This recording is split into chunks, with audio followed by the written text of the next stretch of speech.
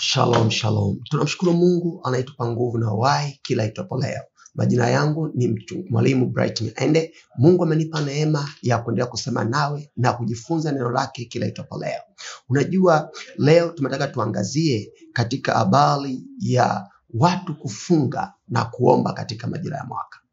Majira ya mwisho wa mwaka, watu binafsi, makanisa, wachungaji, watumishi wa Mungu wengi wametangaza mifungo na kuomba.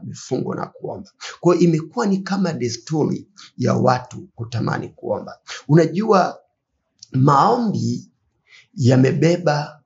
yamebeba suluhisho la mahitaji ya watu wengi. Pale ambapo unatamani Mungu afanye kwa bidii, pale ambapo unatamani kuona matokeo ya haraka, au pale ambapo unaona umekwama, watu wengi wanaamini maombi ndio yamebeba suluhisho.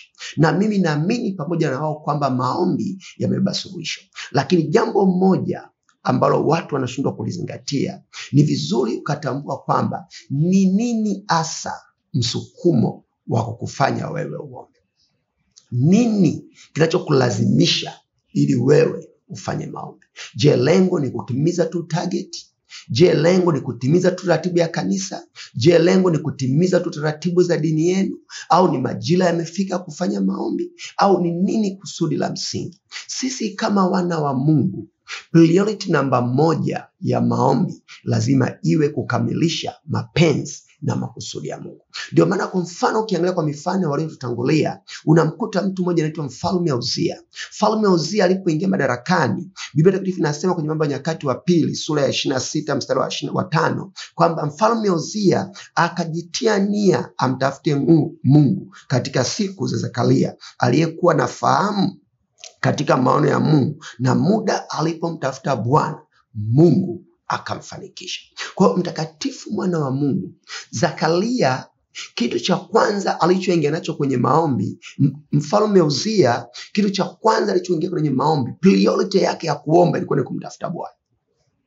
Kuna majira lazima tujifunze kutafuta Mungu na mapenzi yake. Kadiri unavyosimama kumtafuta Mungu na mapenzi yake, ndipo ambapo baraka na neema za Mungu zinakufuata. Ni kweli kwamba tunakwenda majira ya mwisho wa mwaka. Unatamani kuona baraka, unatamani kuona ustawi, unatamani kuona umemiti target, unatamani kuona yale uliyofikiria kuyakamilisha katika mwaka yanakamilika. Lakini nataka nikupe siri moja ambayo itakusaidia kwenye maisha yako. Wakati unatamani ya kuona hayo yamekamilika, priority yako ikawe ni kwa ajili ya utukufu wa Mungu.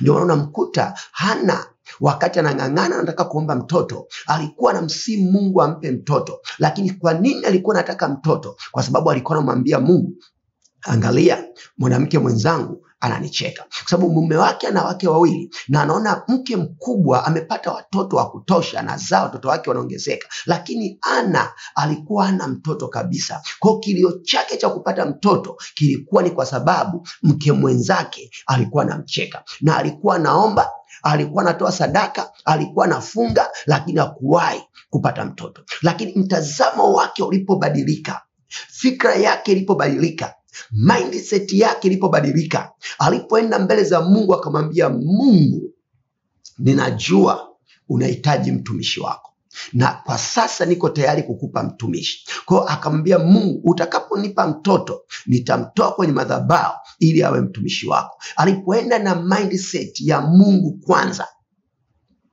Ana akapokea mtoto.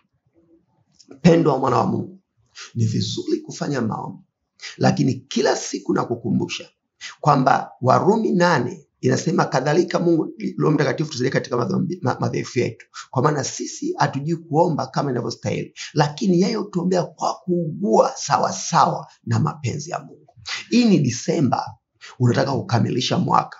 Unataka kukamilisha mwaka kwa kumiti target, kwa kufikia malengo, kwa kuona nguvu na utukufu wa Mungu. Siri iko wapi? Yajue mapenzi na makusudi ya Mungu kwa majira na wakati ambao Mungu amekupa, na tembea nayo, ndipo utakapoona baraka za Mungu.